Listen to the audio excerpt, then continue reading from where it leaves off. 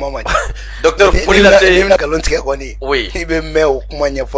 Docteur Folila c'est en la mebaga bela jelema Mali kono ani Mali koko.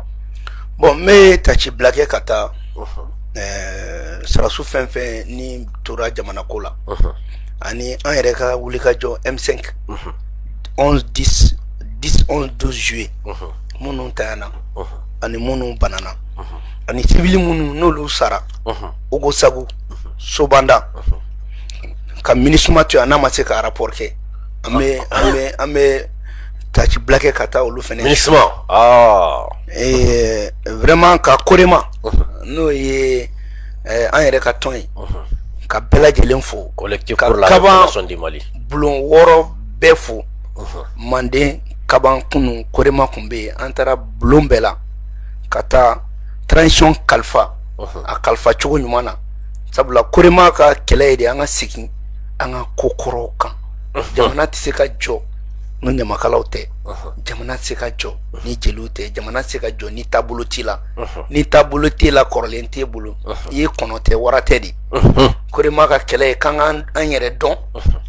an ka segin an yɛrɛ ma bɛɛ k'i disi gosi ni bɔyɔrɔ ye wa bɛɛ k'i disi gosi ni bɔnnaw ye donc an bɛ kabankaw fo ka kaban bulon ɲɛmɔgɔ fo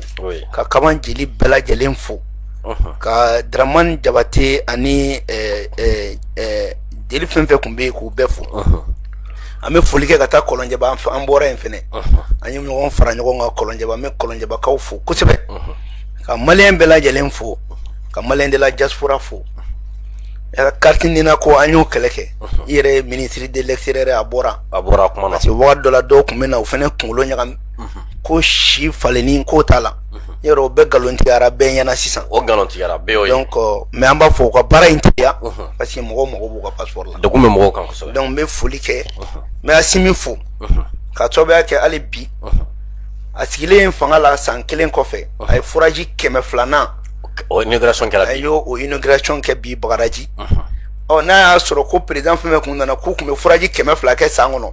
ne ko san 30 kɔnɔ sisan b'a sɔrɔ an bɛ foraji joli la a ye foraji ko kuma tun banna est ce que jiko kun tɛ ban Mali la quartier bɛɛ tun ye foraji sɔrɔ mais nin bɛɛ la u bɛ kule la ko démocratie ko politique ala k'a nɔgɔya amina docteur Abuakar Sidiki Fɔnba ni nana fasodenw u bɛ nisɔndiya ka sababu kɛ i bɛna kunnafoni min di kunnafoni tɛntɛnnen don kunnafoni jɛlen don docteur Soro an ye jamana marabagaw ka communiqué officiel ye ORTM sanfɛ o tɛ dɔwɛrɛ ye le gouvernement du Mali fixe la durée de la transition à 24 mois à compter de 26 mars passé jamana marabagaw ko ani CEDEAO tun bɛ ɲam sama la min kunna dɔw ko 16 mois dɔw ko 12 mois dɔw ko 18 mois dɔw ko 20 mois kunu o bɔra o kumana jamana kɔnɔdenw fɛ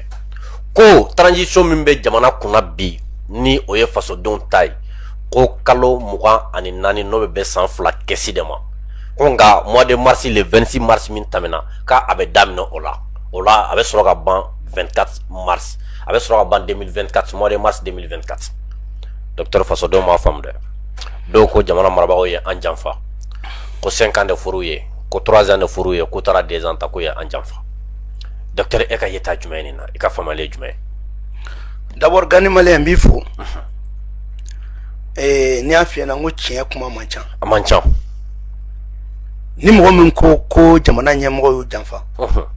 a ma nkalon tigɛ mais n'a ɲɛ fɔra an ɲɛna a b'a faamu a b'a faamuya sinon n'i y'a ye a ma nkalon tigɛ dɛ mais n'a y'a ɲɛfɔ peut-être dɔw b'a faamuya parce que nin fɛnɛ ni min farati o kuma na a n'a kɛcogo la courage bɛ minnu na ka transition dɛmɛ i b'olu fari faga a laban jamana bɛ kɛ français jɔnw ta ye i bɛ tiɲɛni kɛ mais ko hakili de b'a ɲɛnabɔ gani maliyɛn n'i ye jateminɛ kɛ nin décret in d'abord jaabi de don k'a lase CEDEAO ma k'a lase Mali politicien minnu bɛ yan olu ka jaabi ani CEDEAO ka jaabi de bɛ décret in kɔnɔ docteur yɛrɛ politicien dɛ n b'a dɔn non moi j'ai fait la politique je suis un homme d'état homme d'état de ne bɛ fɛn o fɛn kɛ ni jamana ka hɛrɛ t'a la ne t'o kɛ ne ka politique dabɔra dɔrɔn parce que jamana y'a kɛ ne ye k'an kalan ma dɔrɔmɛ bɔ ka baara di yan ma dɔrɔmɛ bɔ ne ta ye o tɛ bin ne ɲɛna de ni ka kɛlɛ o de ye dɛ a tɛ bin ɲɛna a tɛ bin ɲɛna donc an b'o jamana kelen in dɛmɛ a ka san sɔrɔ an ye politique donna politique la o de kama an ma don a la ko an ka tɔnɔ dɔ sɔrɔ an n'an ka denbaya kan kɔrɔbara ni fa ka taa n'an denw ye Canada ani fan wɛrɛ non an bɛ juru sara de la jamana y'a kɛ anw ye an fana b'an yɛrɛ ɲini an kan ka mun kɛ jamana ye ne b'o baara de la n'i ye jateminɛ kɛ fɛnɛ décret in b'a yira k'a fɔ ko Assimi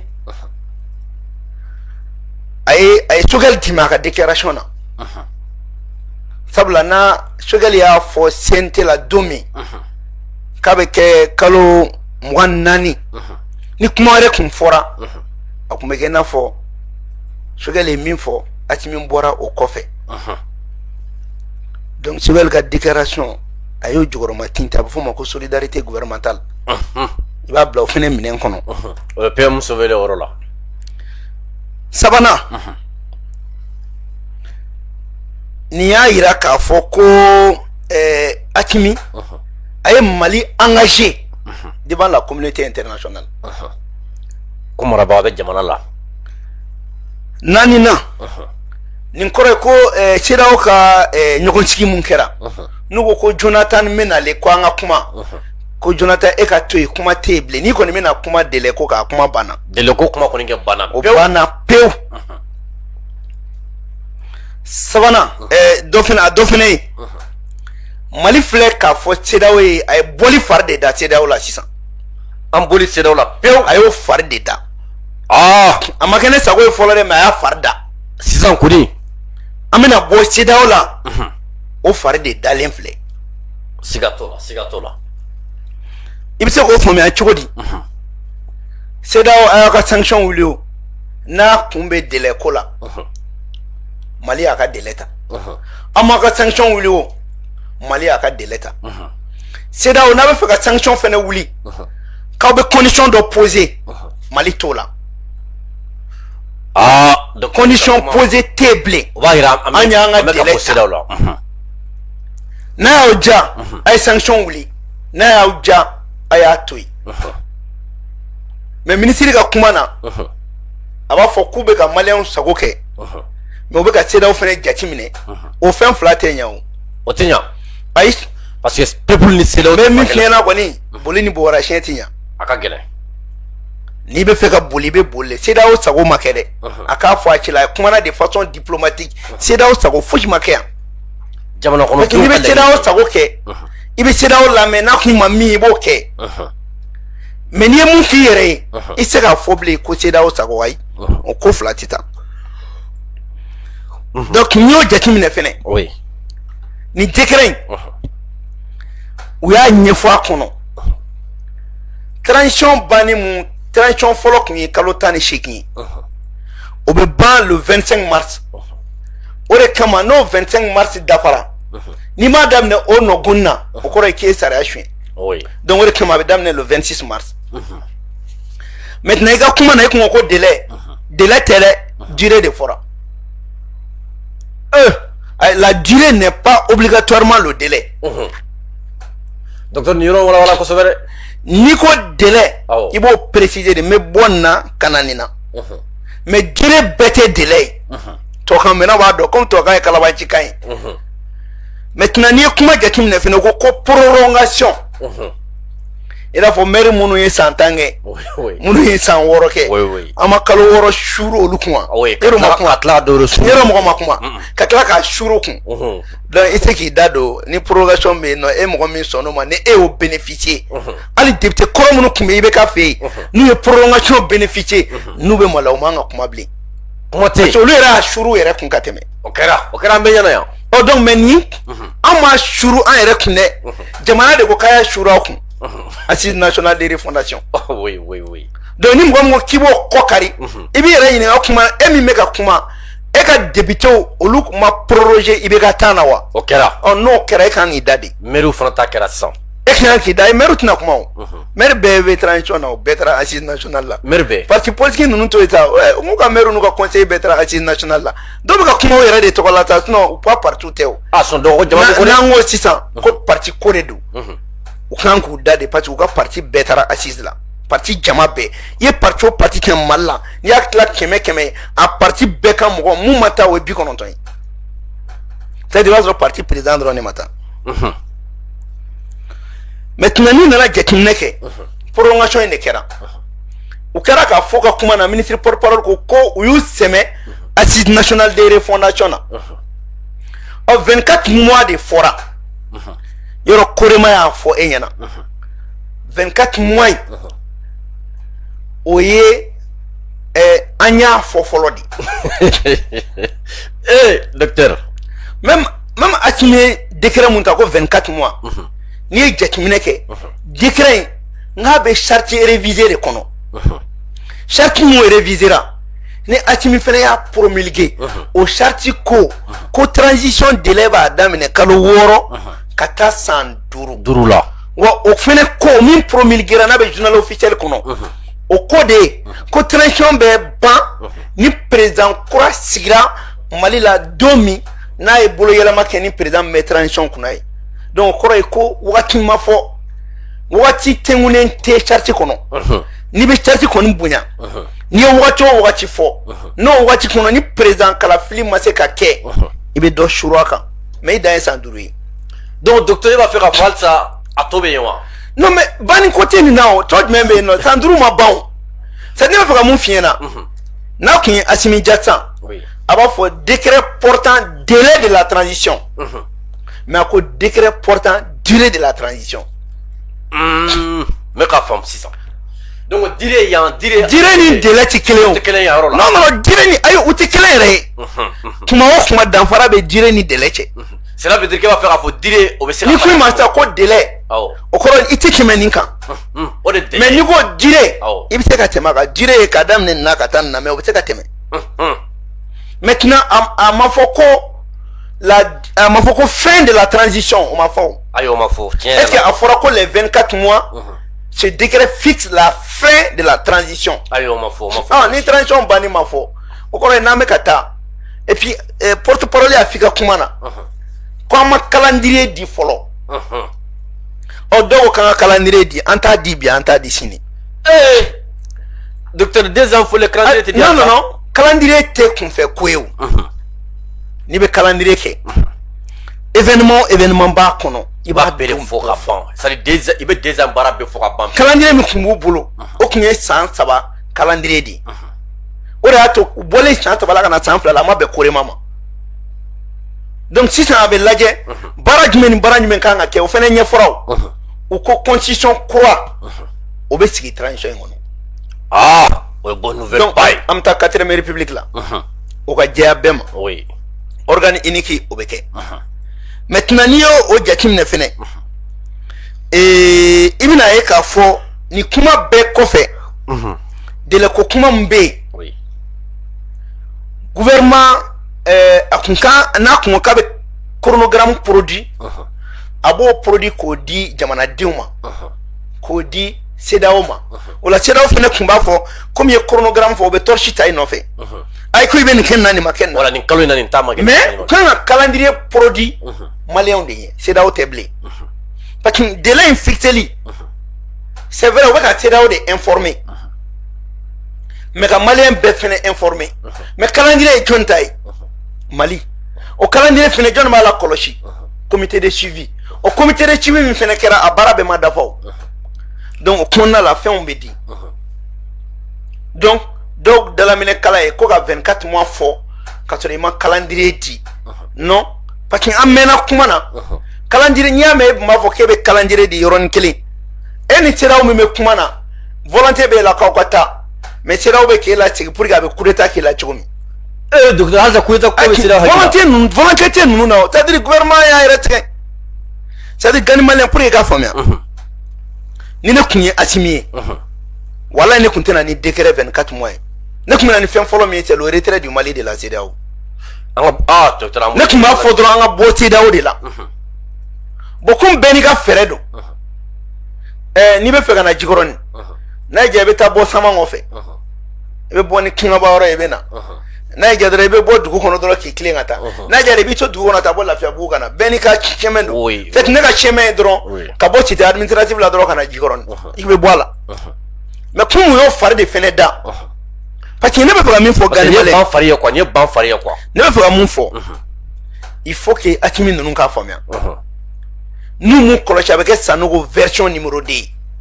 ala kan kisi o ma ala kan c'est à dire amaka nyogo negeni nous me mun no fait bi nous sera koko ke malla en chité échappé ces pays là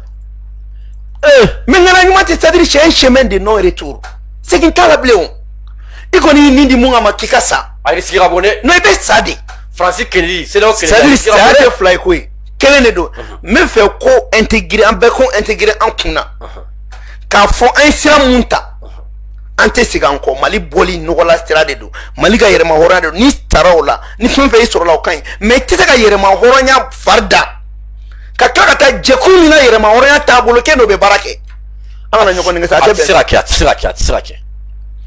e tida ga yerema hora nya tabolo o yera la kinye bela makoro bora kona ya blamina kabo ke sanction min taranka mo makoro nga sanction do e be tamu yino jekulu kona ita edungo kebi yerema hora nya kelela a bangene dien be ka foko la CEDEAO est pilotée par la France mais au dronte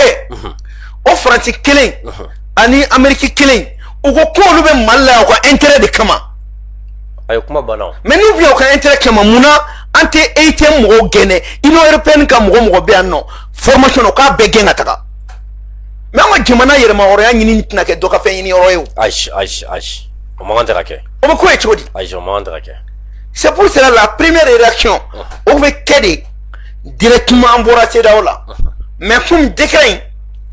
ay boli de farda parce que ni ko ci tan c'est da wa ko be awere bulu an woni an tata mo mana calculer ken na kibita be 18 16 mois ma be calculer fu de la qui était degré mata no calculer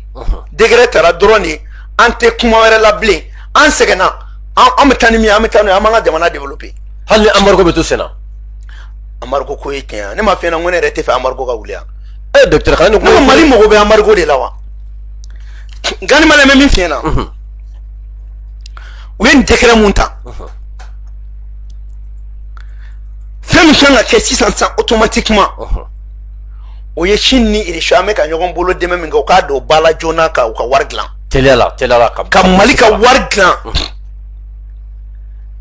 etseka ikodo France la ki kodo ka baraki minen bela ka kala ka fo kibito ka warkan te gani male o fene incohérence de o tebe Cheikh Keta ba fo ka kumana Cheikh Umar Keta abe kiyen de fo iri shuka minen e ko san kebe France ka France sefa ko ke ko o entretien ke o benya non atinya edun bana France bolo de parce que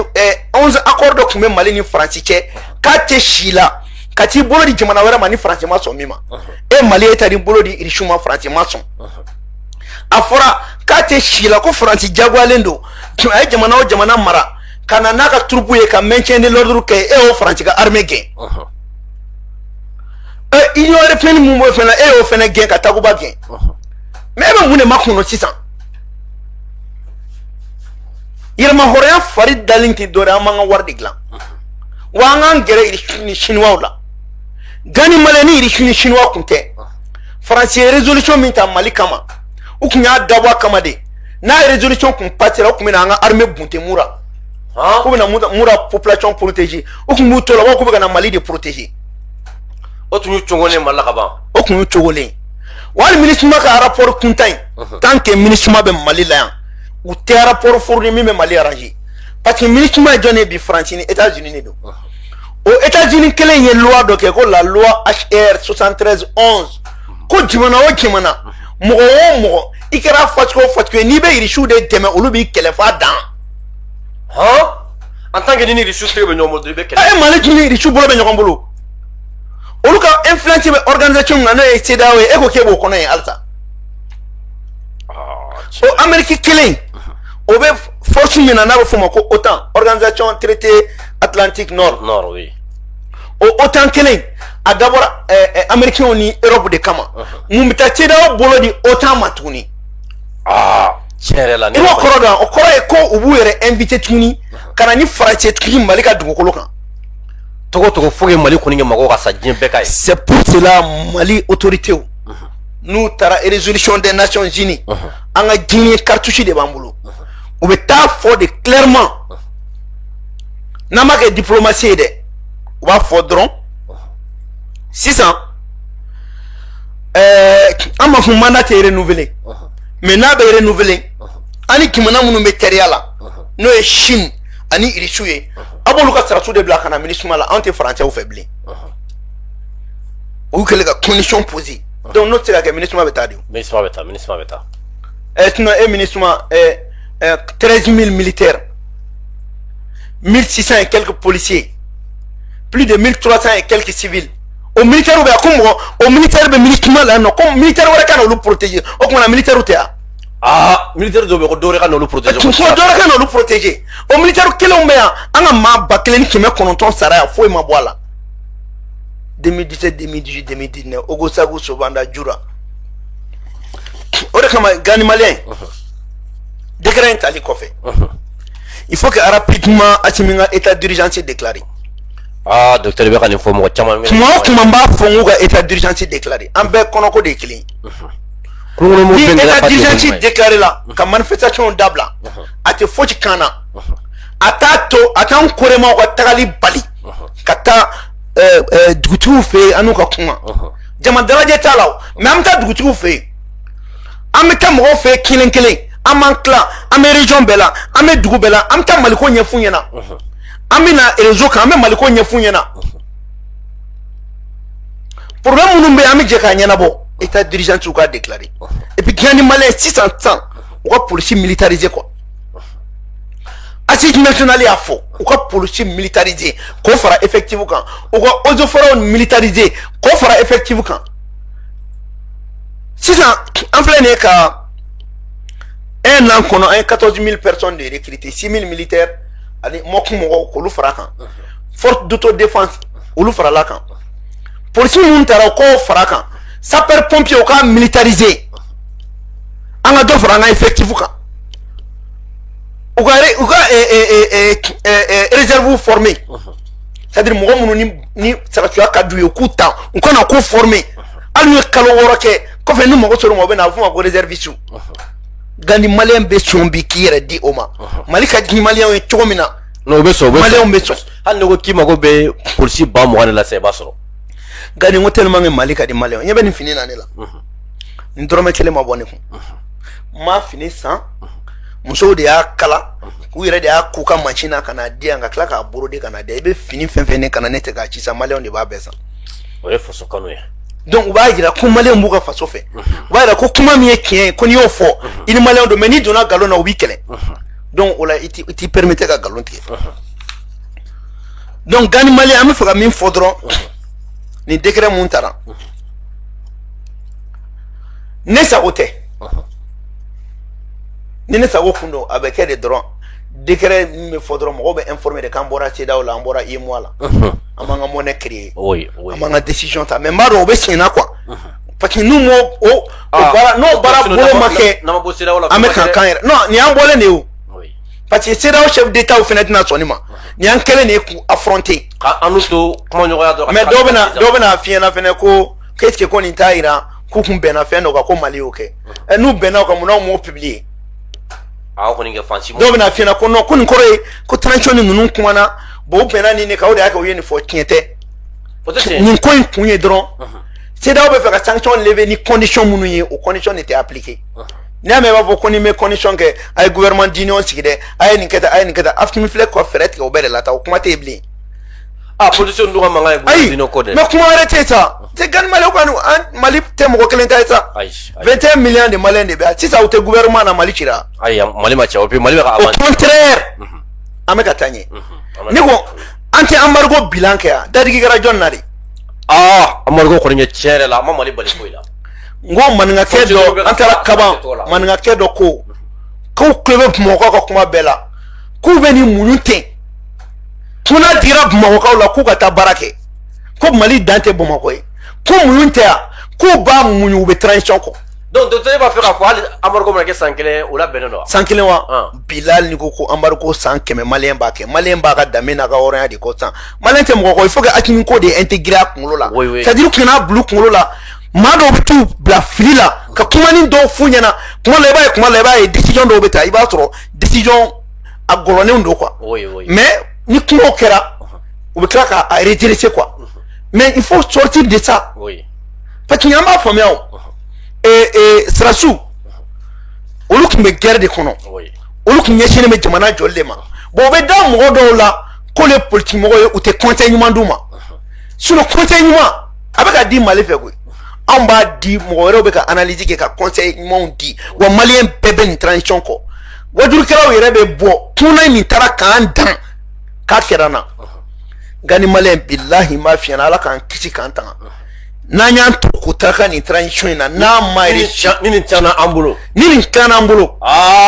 bɛ dɔ kɔni f'i ɲɛna an b'an ka nationalité yɛlɛma parce que i b'a dɔn ko Faransi y'an négligé de an bɔra a bolo cogo cogo a ma se ka da la o de y'a kɛ olu ka cartouche bɛɛ brûlé sanction in tɛ dɔwɛrɛ ye u ka dernier cartouche de don bon il faut que Asimi ninnu fana k'o faamuya parce que Faransi ɲinɛ dɛ non mais ka ɲinɛ hali san 100 an ye min kɛ Faransi la tan diɲɛ bɛɛ de y'a ye Faransi hali san 100 wallahi ala su ninnu t'an to yen n'u y'an su sɔrɔ k'a labɔ u bɛ ko d'an kan c'est pour cela c'est important que Asimi k'a faamuya qui n'a plus droit à l'erreur mɔgɔ mana fɛn fɛn fɔ k'a k'o kɛ la responsabilité avant tout ou c'est un colonel de mais elle est d'abord personnelle c'est un colonel de dɛ mais bɛɛ jɛra ka danaya da e ma kelen mun kan a ka bon kojugu parce que risque bɛ laban saya min a ka sɔn saya ma dɛ non a tonnen don saya ma wa ye sacrifié de non a tonnen don saya ma mais anw bɛ tilen fɔ anw bɛ kuma de ka ɲɛfɔli dɔw kɛ fɛn fɛn bɛ to k'ale coro an b'o tiɲɛ fɔ an na ni i ɲin tɛ tiɲɛ f'i ɲɛna i jugu sara a ka tiɲɛ f'i ɲɛna a ɲin de ye anw ye an bɛɛ bɛ baara kelen na n'anw ma se ka bɔ ka kuma o kuma fɔ ka kɛlɛ o kɛlɛ kɛ o kɔrɔ ye k'an y'a janfa wa an t'a janfa an bɛ tiɲɛ de fɔ a ɲɛna a bɛ se ka kɛ a t'an ta kɛ mais an kɔni b'a fɔ sinon 2 ans in kun t'a la a ka dɔgɔ wa ou ye cogo di ayi o tɛ o i tun t'i da don o la yɛrɛ i b'a fɔ dɔrɔn k'i bɔra CEDEAO la i ni maliyɛnw yɛrɛ ni ɲɔgɔn cɛ yan an b'a fɔ an maliyɛn dama ni ɲɔgɔn cɛ an bɛ baara kɛ wagati min na an b'o kɛ u b'u ka temps ta k'u ka calendrier produit k'a yira maliyɛnw na an bɛ tɛmɛ n'an ka ci ye mais docteur politicien mun fana président do k'an ka taa élection na don non ko politicien de ta ye Mali ya ayi o ta tɛ an bɛ n ko Mali ye mɔgɔ million 21 de mɔgɔ joli de bɛ ka kuma i bolo compter n'a ye mɔgɔ tan bɔ a mɔgɔ man ca kosɛbɛ a tun mɔgɔ tan bɔ wa a bɛɛ bɛ kolo kelen na u bɛ ka fɛn dɔ de défend u yɛrɛ tɛ fɛn min dɔn quoi est ce que i b'a dɔn ko n'u yɛrɛ nana dɔn k'u bɛ k'u yɛrɛ sirili busan de labɛn bilayi u tɛ parce que i bɛna mun f'i ɲɛna u ma mun faamuya oui e ka taa Faransi i maliyɛnlama n'i taara Faransi u b'a fɔ ko nationalité jumɛn b'e bolo k'e bɔra min Faransi sisan aw b'a fɔ farafin ma u b'a fɔ k'i bɔra min e tɛna se ka fɔ nationalité française b'i bolo u b'a fɔ k'i bɔra min i bɔra Afrique de o oui c'est à dire finman ye finman de fo k'i sa i tɛgɛ jɛman ye oui wa o finya min b'i la dɛ f'i k'o de valoriser wa tɔw ko anw ma de ko an bɛ i n'a fɔ ko sɛ i n'a fɔ Hitler ye mun kɛ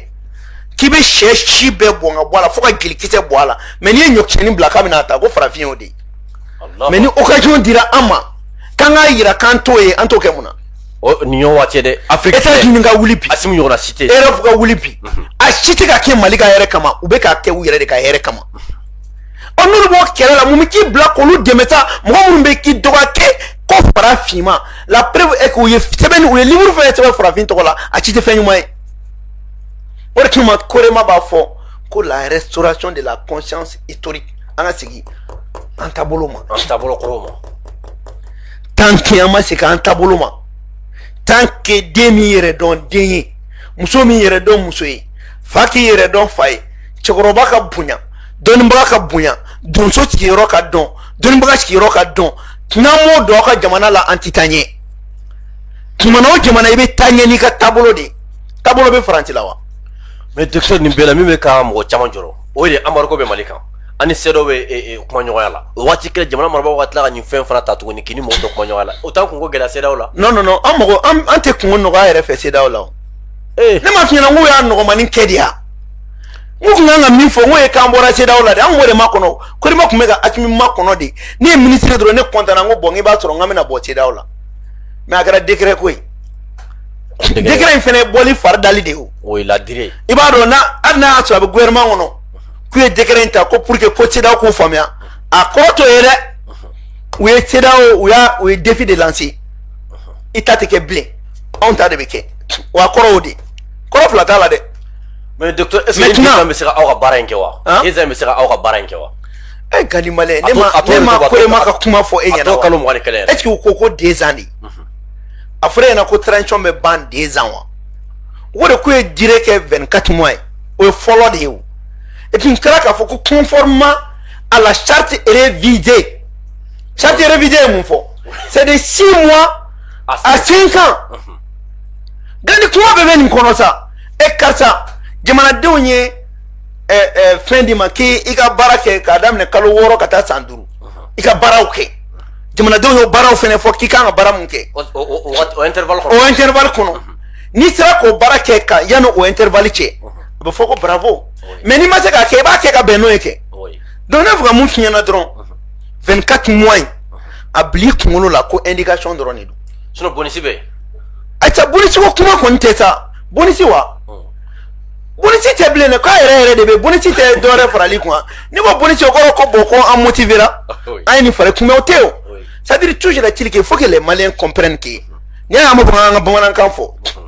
tubabukan ye kalabanci kan de ye oui faamuyali ka sɔrɔ a la parce que mɔgɔ caman de yɔrɔ in faamu halisa parce que sisan tubabukan na ma ye mun ye an bɛna baara kɛ san 2 kɔnɔ o est-ce que o kɔrɔ ko baara bɛ ban san 2 kɔnɔ wa ayi n'i ko n bɛna baara kɛ san 2 kɔnɔ n'an baara ma ban dun kumakan y'o de ye o ko président y'i bolo nɔ bila papier la ko transition baara k'an bɛna kɛ san 2 kɔnɔ mais docteur dɔw ka kuma o yɔrɔ de ko san 2 min dira o banna o ma ban k'aw ka bɔ yen ko mɔgɔ wɛrɛ ka na ayi o bɛ se ka bɔ yen cogo di ka sɔrɔ jamanadenw ko ko san 5 bɛ yen an tɛ bɔ yen bilen an tɛ bɔ yen fo san 5 jamanadenw ko de ko san 5 non nin yɔrɔ de ma faamu kosɛbɛ c'est à dire e ma mun faamuya nin yɔrɔ de ma faamu docteur nin yɔrɔ de expliquer kosɛbɛ fɔlɔ la charte fɔlɔ la u ko transition délai ko 18 mois mais fili minnu sɔrɔ o charte kɔnɔ olu ko bon ko charte bɛ se ka réviser ko mais ko mun tɛ se ka réviser ko ye président k'i to président la k'i présenter candidat la ou bien premier ministre u y'o dɔrɔn de fɔ donc kɔrɔ k'a tɔ bɛɛ bɛ se ka réviser c'est-à-dire o tun ma donc kɔrɔ ko 18 mois bɛ se ka proroger parce que kuma ma ko kan a fɔra k'a bɛ se ka proroger n'a bɛ réviser o kɔrɔ de ko yɛlɛma bɛ se ka don a la donc gouvernement fana ye o terme kelen de ta ka charte réviser ka 18 mois proroger ka 24 fara kan donc ni 24 mois bɔ o tɔ ɲɛdɔnnen tɛ bɛɛ fɛ yan ayi docteur ma ɲɛdɔn i b'a ɲɛfɔ sinon mais a ma fɛn na ko ka dɔ fara an kan o kɔrɔ ye ko dɔ fara an in kɛra sariya de ye sisan c'est à dire tant que san 5 bɛ yen dɔ bɛ se ka fara kan maintenant dɔ tɛ fara mun kan o ye n'a sera san 5 ma ka sɔrɔ baara ma ban o kɔni excuse t'o la an yɛrɛ b'a fɔ k'an taara san 5 n'i kɔni y'o sɔrɔ ka sɔrɔ i kan ka baara min kɛ n'i m'o kɛ ayi an yɛrɛ bɛ maloya o la an b'a fɔ ko an taara nka en tant que ni san 5 kɔni kɛ ma kɛ tant que maliyɛnw ka laɲini ma dafa refondation jamana kurakun min fɔra ka constitution kura sigi ka ŋanamu bɔ mali kow la ka basigi kɛ mɔgɔw ka segin ka tunu nɔ la région ka opérationnaliser ni o baaraw ma dafa transition bantɔ tɛ parce que transition bɛ ban ni président kalafili de kɛra pour que an ka se président kalafili ma a ti daminɛ fɛnɛ président kalafili la a bɛ daminɛ référendum de la sariya sunba kura o sariya sunba kura in a b'a fɛ ko baara bɛ kɛ o de bɛ kɛ o sariya sunba kura in o de bɛ kuma san jamana taabolo kan donc ni baara o baara bɛ kɛ o bɛ kɛ k'o tɛnkun sariya sunba kura la hali loi électorale min n'a bɛna ta n'u y'a bila sen kan ni fiɲɛ min bɔra la a bɛ dafa ni sariya sunba kura ye ɔ maire sigi minnu bɛ kɛ o maire bɛ sigi ni sariya sunba kura loi organique de député sigi minnu bɛ kɛ o député sigi bɛ kɛ ni sariya sunba kura loi organique de président kura sigi min bɛ kɛ o fana sigili bɛ kɛ k'i tɛnku sariya sunba kura de la donc ko bɛ daminɛ sariya sunba kura in de fɔlɔ la ɔ donc ni président sigira ka ban yanni président ka sigi maire bɛ sigi député bɛ sigi président kalafili b'a kun cɛ donc tant que président kalafili ma kɛ hali n'a ye maire sigi kɛ transition bɛ taa député bɛ sigi transition bɛ taa président mana sigi sisan k'i bolo yɛlɛma transition banna mais est ce que nin wagati de fɔra nin na a ye wagati ma fɔ nin na a fɔra ko kan de kɛ ka bɛn san 5 ma ɔ ni gouvernement ko kun bɛna baara kɛ ka bɛn san 2 ma o ye fɔlɔ de ye o fɔlɔ éducation de don a ni minɛ fɔlɔ voilà n bɛ baara kɛ parce que a mana kɛ cogo cogo i bɛ délai dɔ di i yɛrɛ ma fɔlɔ par exemple e ye 500,000 di ne ma ko n ka n ka so jɔ n b'a fɔ Gani Malien problème t'a la 500,000 in t'i bolo fɔlɔ parce que peuple de ta ye san 5 ye ɔ n bɛ 2 ta fɔlɔ baara kɛ n'o ye n bɛ 2 ta n b'a lajɛ ka n ka baara kɛ ni o ye n bɛ n ka so jɔ ni o ye n b'a lajɛ donc a bɛ n'a fɔ ko ne ka 500,000 min b'e bolo sisan n bɛna 2 ta a tɔ ye 3 ye voilà n bɛ baara kɛ n'o ye donc kɔrɔ ye mun ye ni n ka baara banna est ce que n mago bɛ se tɔ ma ayi i mago tɛ sa mais ni baara ma ban dun i bɛ se ka na 2 nɔfɛ voilà a bɛ to kelen a bɛ n'a fɔ e tɔ bɛ to ko Fɔnba e ye nin so mun yira ne la pour que i ka nin so in jɔ ka ban bon an bɛ 500,000 d'i ma ka sɔrɔ i b'a dɔn ko peut être 500,000 o b'a bɔ quoi fo a tɔ bɛ to donc san 5 in dira de parce que a tɔ bɛ to parce que an b'a dɔn a mana kɛ cogo cogo i mana kɛ cogo cogo baara in kɔni bɛ se ka kɛ san 5 kɔnɔ donc o la e y'o 500,000 min di ne ma ko ne k'an ka so jɔ kun ye nin bɛɛ d'i ma est ce que ne bɛ girin ka taa 500,000 ta ayi i bɛ dɔ de ta fɔlɔ ka baara daminɛ n bɛ dɔ ta n b'a fɔ cɛ ne n bɛ fɛ ka nin kɛ n bɛ fɛ ka nin kɛ n bɛ fɛ ka nin kɛ bon ne bolo 2 bon n b'o ta donc i b'i ka baaraw bɛɛ koloma ci ni 2 ye mais i bɛ taa sɔrɔ sisan i ye so jɔ k'a ban mais so jɔlen k'a ban a tɔ ye béton ye imprévu dɔw yɛrɛ bon ayi a tɔ ye béton ye ɔ béton ma se ka da mais 2 banna n bɛ mun kɛ sisan n b'a fɔ aa Gani Malien n ye jateminɛ bɛɛ kɛ n ye 2 mun ta a ye n ka so bɛɛ sigi mais ne mago yɛrɛ tɛna se 1,3 mais 1,1 n tɛ dɔwɛrɛ minɛ bilen 1,1 de an bɛ n ka so kun cɛ n'o ye ou bien 2 o t'o bannen wa bon i bɛ se ka to nin fɛnɛ kɔnɔ imprévu bɛ na e bɛ to sojɔ la so jɔtɔ i bɛ taa sɔrɔ so jɔlen kɔrɔ yɔrɔ dɔ la gɛrɛgɛrɛ dɔ bɛ na ka so yɔrɔ dɔ kari k'o bin donc maintenant n'i y'o kɛ o ye tɛ imprévu ya c'est comme o imprévu ka frappant ye jumɛn ye an tora nin bɛɛ kɔnɔ coronavirus nana a ye diɲɛ bɛɛ sigi a sen kan an tun bɛ yɔrɔ min na ala k'an kisi k'an tanga Bill Gates ko bana wɛrɛ bɛ nali n'o fana nana tuguni o fana bɛ na ni wariko gɛlɛya dɔ ye o bɛ gɛlɛya don fɛn dɔ kɔnɔ sinon nin na k'a fɔ ko CEDEAO bɛna Mali dɛmɛ a ka élection na an mago foyi tɛ CEDEAO ka wari la a kana na dɔrɔmɛ di anw ma an ka élection na an mago t'u ka wari la parce que a tɛ d'an ma ɲuman an mago foyi t'a la. mais docteur nin bɛɛ la mɔgɔ bɛ jɔrɔ min na ni ala nana ka n'a kɛ ni Mali dira Faransi jɔn dɔ ma a bɛ gɛlɛya dɛ. bon Gani Malien Mali dilen Faransi jɔn ma est ce que kɛcogo b'o la bilen. Mali politique tɛ yan. Mali politique foyi tɛ ni population y'i tugu nin kɔfɛ ka taa 200 minɛ ka najini minɛ i mana kuleli fɛn fɛn y'o sɔrɔ o la an bɛ busan de don o la i tɛna fɔ an ɲɛna bilen k'e bɛ hɔrɔnya kɔnɔna bilen e tɛna danbe ko fɔ bilen ka sɔrɔ i bɛ ka taa dɔ ka wari minɛ danbe tɛ mɔgɔ min na mɔgɔ min ye kɛmɛ c'est à dire nin waati de la population kan ka politicien bɛɛ jateminɛ jɔnni ta ye Mali kelen ye ani jɔnni ta tɛ Mali kelen ye o de kama politicien bɛ k'u ka carte bɛɛ griller tan o caman sɛgɛnna dɛ ayi sɛgɛn tɛ dɛ u ka carte de bantɔ dɔ a b'o kɔnɔ toujours ko wari de bɛna nafa ɲɛ i bɛ k'i jigi da wari ma o de kama n ko Asimi k'an ka wari créer parce que n'an y'an ka monnaie créer sisan u ka wari min b'u bolo n'u jigi dalen bɛ Faransi ka wari kan Faransi de bɛ wari kura dilan ka d'u ma o bɛ dabila o Faransi tɛna wari wɛrɛ dilan o. ayi a tɛna wari wɛrɛ dilan parce que wari tɛna dilan ale fɛ. min b'i bolo yan n'o ye CFA ye an b'o yɛlɛma an bɛ délai dɔ di ko kan nin wari k'a bayɛlɛma an Mali wari la mais a dɔw la n'a y'a sɔrɔ kun miliyari 6 b'e bolo Faransi ka kɛcogo kɔnɔ ye e ka dɔn ko k'o bayɛlɛma an bɛ ɲininka dɛ cɛ miliyari 6 bɛɛ de bɛ tɔgɔ la ko k'o yɛlɛma k'o kɛ Mali wari donc o bɛ kɛ motif sɛgɛsɛgɛli dɔ ye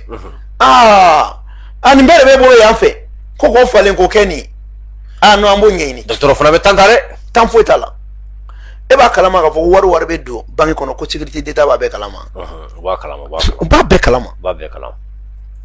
u b'a bɛɛ kalama o de y'a kɛ wari caman bɛ yen a tɛ bila banque la o a caman bɔrɔ falen bɛ mɔgɔw bolo a tɛ bila banque la wa a tɛna banque yɛrɛ fɛ a dɔw bɛ bɔ Sénégal fɛ ka na parce que Sénégal ka série numéro min bɛ Sénégal fɛ o bɛ dun Mali la yan mun bɛ Côte d'Ivoire ta la o bɛ dun Mali la Mali ta bɛ dun Côte d'Ivoire Mali ta bɛ dun Sénégal donc Gani Malien an kana ɲɔgɔn nɛgɛ dɛ i bɛ ka min fɔ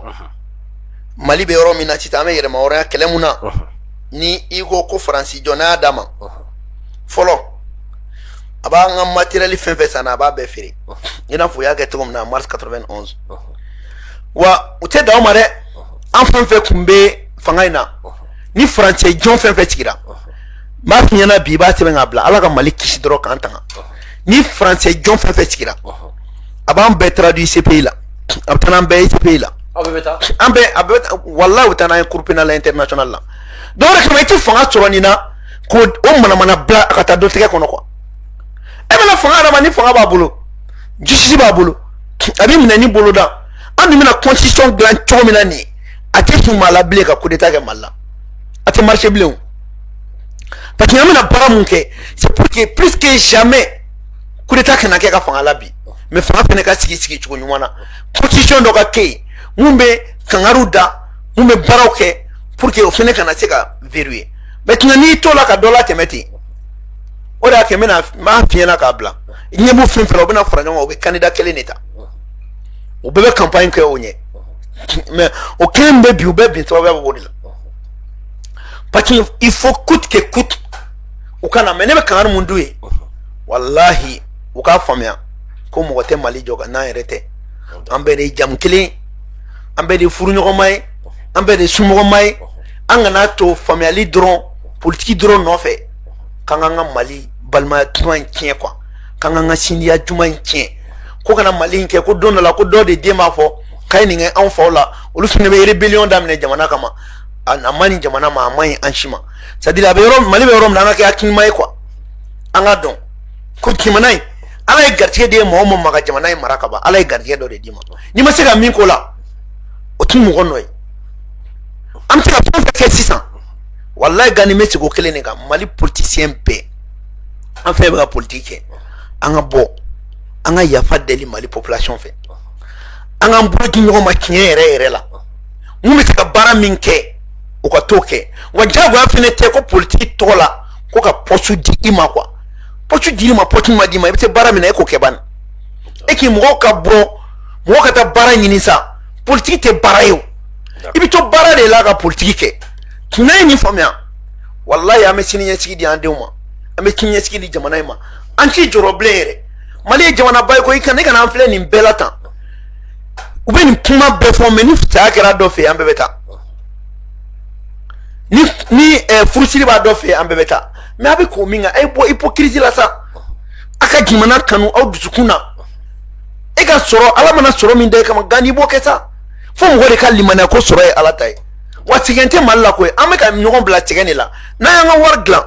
an b'a lajɛ sɔrɔ min bɛ Mali la n'i y'a di Maliyɛn bɛɛ ma a t'an bɔ a bɛ ka ca ma yɛrɛ e Faransi filɛ territoire fitinin plus de 60 millions anw ta 1 241 000 et quelques 21 millions seulement anw desilen bɛ ka bɛn anw desilen bɛ ka baara di ɲɔgɔn ma anw desilen bɛ k'o jamana jɔ tu vois. D'accord docteur sani n ka kumakuncɛ kuma d'i ma an balima caman ka wele sera an ma k'a fɔ an ɲɛna ko min ye senu population ko u ni gendarmerie bɛ ɲɔgɔn na yen k'a bɛ tile 2 ɲɔgɔnna bɔ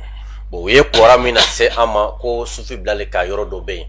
o m'a lɔn ko jamana mago sera a yɔrɔ ma kibaruya min sera an ma ko jamana mago sera a yɔrɔ ma bon ko gazi ci fanga bonyana dɔw yɛrɛ blessera senu yan bon mɔgɔ mun ye an wele an ko ni ala sɔnna an bɛ kuma jamana marabagaw min bɛ jamana kɔnɔ u ka se ka a dɔn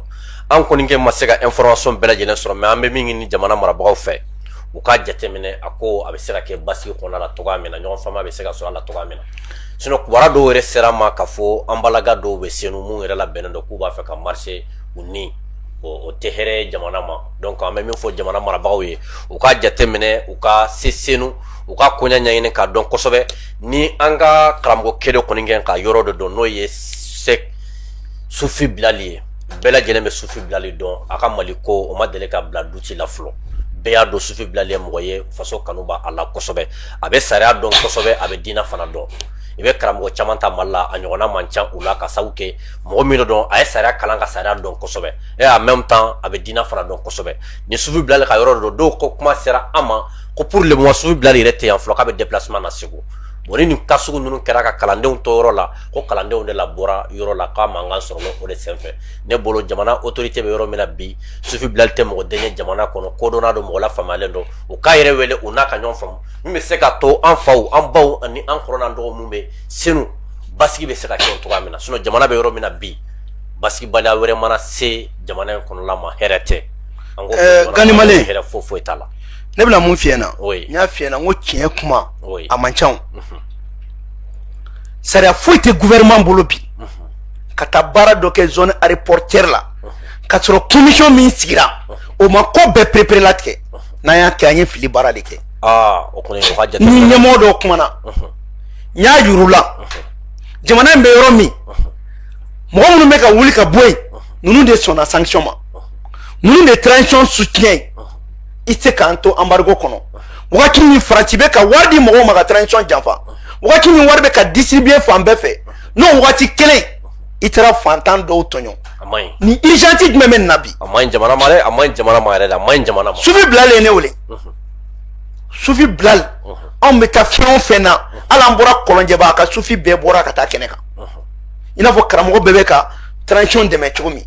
an tɛ nkalon dɛmɛ mais ne ko ni urgence ye jumɛn ye bi a nafa kɔni kɛ tiɲɛ yɛrɛ la mɔgɔ min ye kuma muɲu embargo bɛ ko muɲu ka bɔ ka transition dɛmɛ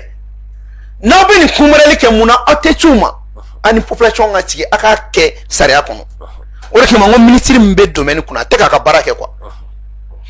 commission dɔ de sigira domaine ministre vraiment fa ka se ka jate Ɲamakɔrɔ zone aéroportière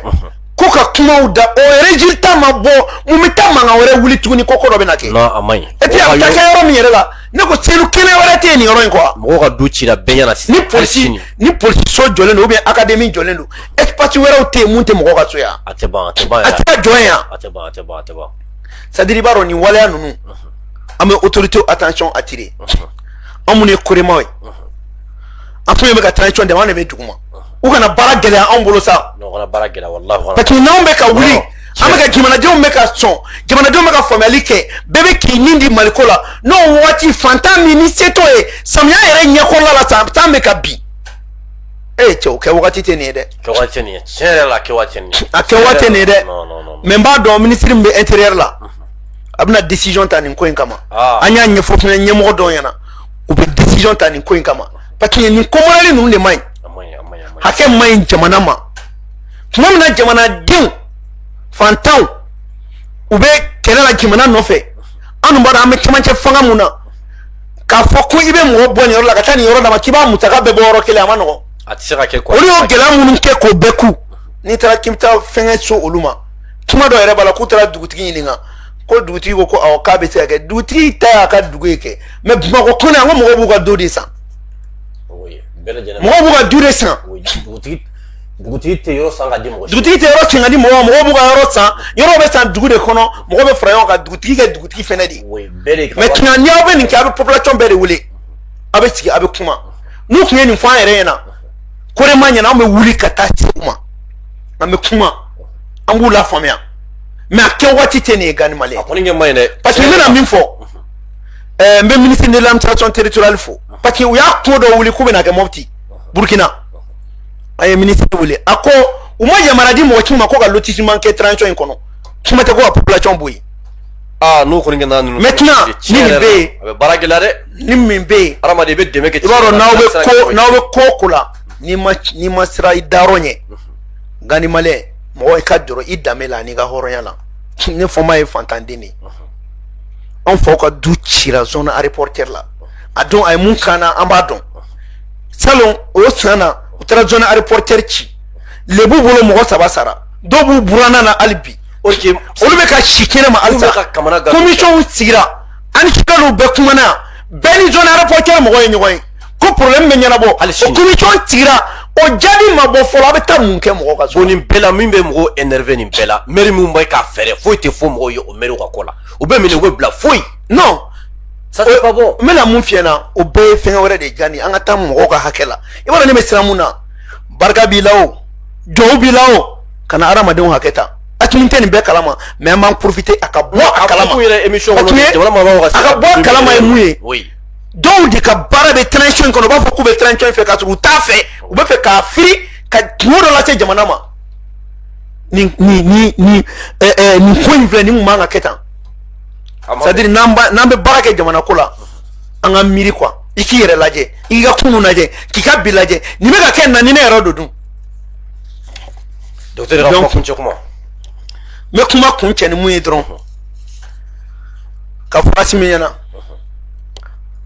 ala ye an bɛɛ garijɛgɛ olu de ye danaya da anw kan n'an ka faso kanu ye parce que tali mun kɛra mɔgɔw taara de n'u ka faso kanu ye an taara k'an ka jamana dɛmɛ élection man se Mali fanga la dɛ wa ni élection min sigi ye n'i nana k'i ka situation dɔ redresser i tɛ ka kɛ i b'a fɔ ko élection ye mɔgɔ min sigi dɛ musalaka baw k'a dabila quoi musalaka tɛ jamana jɔ i tɛ jamana contrôle la i ni min ka kan o de bɛ k'i la an tɛ politique tɔn na opposition tɛ Mali la kuma tɛ majorité ma u ka état d'urgence décrété manifestation a ka jɔ ne b'a dɔn an fiɲɛ bɛ wuli ka jɔ la tension tɔgɔ la an ye mɔgɔ labɔ an ma mɔgɔ labɔ an bɛɛ bɛ se ka taa se maliyɛnw ma ka kuma f'u ɲɛna u bɛ mun faamuya an fɛn bɛ ka transition dɛmɛ an bɛ se ka an ka émission kɛ ka mɔgɔw labɔ ko kalama ka sɔrɔ a ma kɛ parce que an bɛ yɔrɔ min na sisan jamana ko a cogoya ka gɛlɛn wa ministre ka mandat renouveleli u kana renouveler u k'a fɔ soit irisiw ni chinois kana ou bien an ta la maintenant an ka monnaie u k'o créer sisan et puis ni papier min filɛ ni CEDEAO ye CEDEAO ka fion bɛ nata na a ye sanction wuli o a ma wuli n'a y'a proroger dɔrɔn o kɔrɔ ye ko a tɔ kɛra fɛn ye u bɛ sin ka décret kɛ k'an bɔra CEDEAO la déjà nin yɛrɛ y'an bɔlen o nin ye bɔli fari dalen et puis u k'a notifier depuis bi k'a fɔ CEDEAO ɲɛna ko CEDEAO bɛ ka coopération min kɛ ani OTAN cɛ ko ça n'engage pas le Mali parce que u y'a ta ka sɔrɔ sanction bɛ anw kan a ta ne nous engage pas a tɛ Mali engage dɛ wa Mali tɛ i yɛrɛ ye o kɔnɔna na u k'o fɔ ka nɔgɔ b'o la pewu voilà donc Gani k'i yɛrɛ fo. Merci beaucoup docteur. Malien bɛɛ lajɛlen fo ni ala sɔnna halisa c'est une situation an bɛ an renseigner a la ni a situation n'a ma basigi an bɛ émission. non a bɛ basigi Gani ni ala sɔnna ma non a bɛ basigi o de y'an ka ala deli ye n'o ma kɛ an bɛ tila ka sigi wɛrɛ k'a kunna yan inshallah ala ka an bɛn a ɲɔgɔnna wɛrɛ ma wasalam.